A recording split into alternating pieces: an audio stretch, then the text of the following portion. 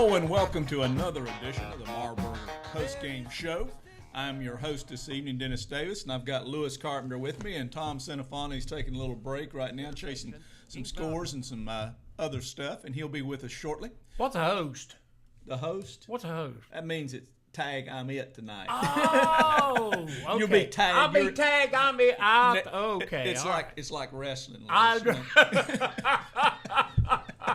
I understand. There you go. I understand. Well, Lewis, it was an interesting night tonight for the fourth week of high school football. It's interesting that we had such lopsided games, not just in one or two games, but across the board. Chase did a lot of trash talking, but it didn't do him any good. It turned into trash is basically what it turned into, Lewis. It turned into trash. I heard on Terry's show tonight, I heard one of the callers was going to the Burns game, and he was a chain man last night for the JV game. Yeah. And he said he complimented the Chase coach on how good their JVs were, and he said, "Oh, you ain't seen nothing yet. You wait till tomorrow night." Yeah. So. Well, the Burns coach, I think, is going to call in a little later and tell us about the game. So yes, we'll save a lot of comments about the Burns-Chase game until later. However, you're right. The Chase coach was firing up his kids this summer. Yep. He was saying, we're going to come into Cleveland County, and we're going to show them how to play football. We're going to beat all them Cleveland County teams. It didn't help. And tonight was the first test of the four teams from Cleveland County, and it didn't turn out too good for them. So, no, it didn't. I'll tell you, Burns has got a real good football team. And, they are. And they're well coached and they're well prepared. And I tell you what, they're not going to lose because they aren't ready. I can tell you that. And they're ranked very high in the state. Of course, rankings at this point, Lewis, as you know, doesn't mean a thing. No. It's what you do come November and come December. It's who's number one in December. What counts. Yeah, and all that kind of stuff. But yes, looking at this conference that we've got, this SMAC conference, you hear most of those games right here on this KTC broadcast in Big O Country. They do a great job of covering it. And Calvin and Dan, I'm sure, will have some comments about the Burns game later on. The coach is going to call in.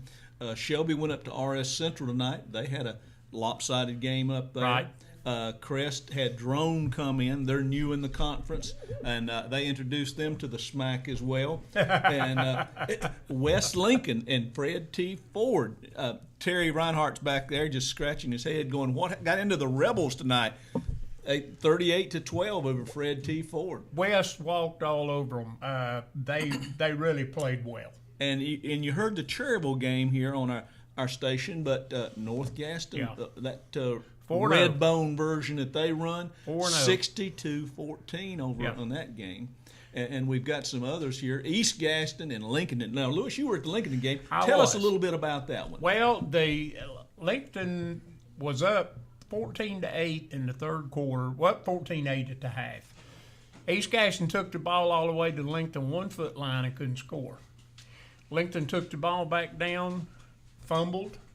East Gaston took it, couldn't get the first down, punted, and Lincoln run it back 50 yards. Yeah. So, then they went on from there. I think, is that a final 27-10? I believe that's correct. Okay. But, Tom, Forest View and East Lincoln, we were anticipating this would be a high-scoring game. It is. East Lincoln, state champions, undefeated, Chaz Surratt, all that firepower. Terry, how did you predict that game would come out? We'll get back to that in just a minute. Look at that score. Forest View 44, East Lincoln 27. I'm being nice to you, Terry. I think Terry missed his play there. 56-53, I think, was Terry's call, but he'll get me back here in just a little bit. I'll tell you what, though, he wasn't bad off on the score, was he? Nope. Well, it looked like in that game it was back and forth, and East for Forest View, but East Lincoln special teams will kill you. I mean, their kicker kicked it out of bounds 4 times. You just can't do that. Nope. That last drive that sealed it for Forest View, I think they started that drive on like their own 45-yard line. Went down, scored a touchdown, went up 10, then got the turnover. Right. But, hey, there's 3 facets of this game: offense, defense, and special teams. Absolutely. And we know They that weren't too special. and tonight. and if you gag on special teams, buddy, it'll bite you, and it'll bite you big time. And it bit the East Lincoln Mustangs tonight. But I will say, Chaz Surratt, he is so slippery. That Yeah. kid, I don't He's know something else. how anybody tackles him. He's something else. He is smooth, he is slippery, but he just wasn't enough tonight, Dennis. Yeah. Well, speaking of enough tonight, look at some of these other scores we've got up here. North Lincoln Knights, the Bessemer City Yellow Jackets. Lewis, any comment on that one? You're a Bessemer City guy. Well, I am, but no. Bessemer, they're looking for some stuff they ain't found yet, and they're going to be. Now, I'll tell you what. I think once they get in that 1A with Highland and Cherville and Community School of Davidson and that bunch, I think they're going to be okay. Okay, But when they get to play in their peers. they're right. Well, moving on down the board there, Alexander Central 26, Bandy 16.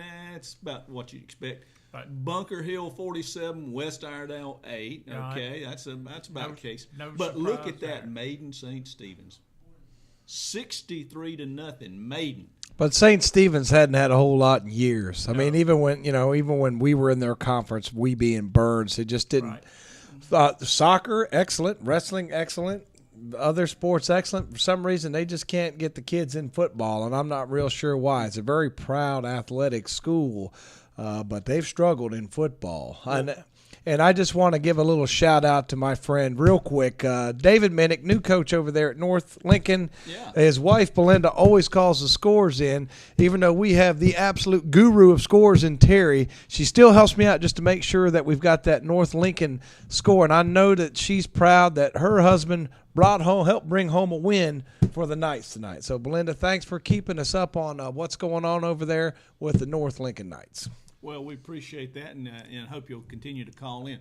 I tell you what, fellas, Maiden says that they're the biggest little football town in the state. Yep. It's a family tradition up Yep. there, and 63 looks like they've got some pretty good tradition going on up there.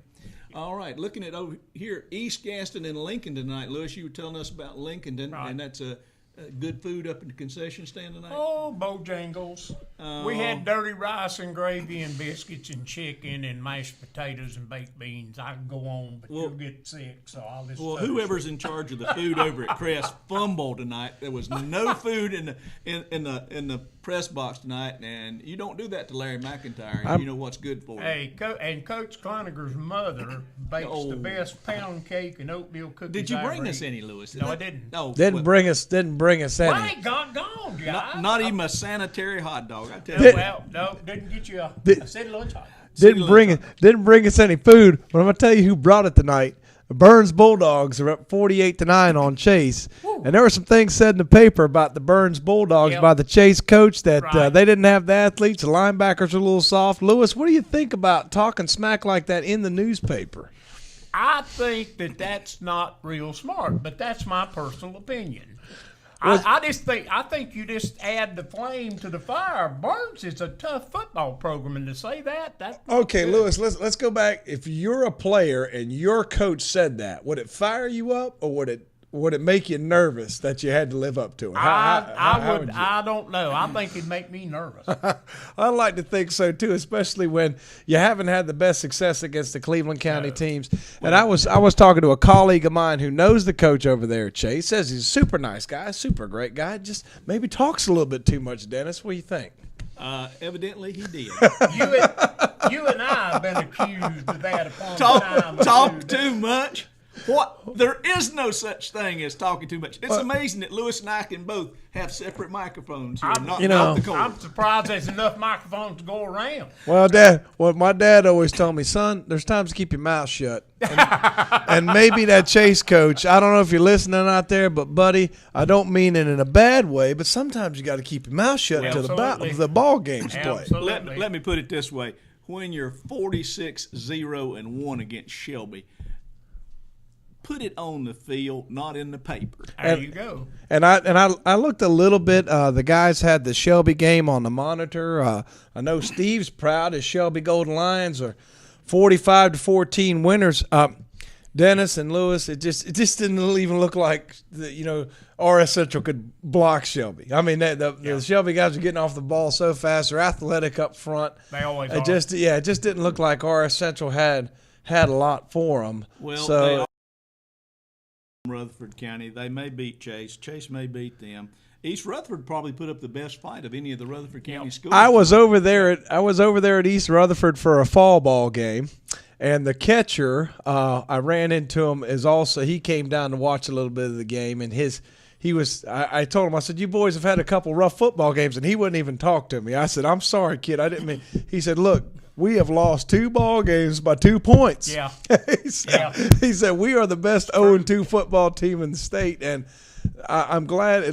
They were competitive tonight. Last time I heard they were up by a touchdown. So on Kings Mountain. It was tied for a while. It was tied for a while. So it's not going to surprise me if East Rutherford's in another barn burner tonight. You got to learn how to win those close ball games, and that's tough. I think Steve's giving me the signal that he wants to go to a break in there. I think he's wanting to make the boss said break. Okay, the boss has shortly. spoken. Okay, be It's back broke, shortly. but we're going to fix The it. Marburger postgame show.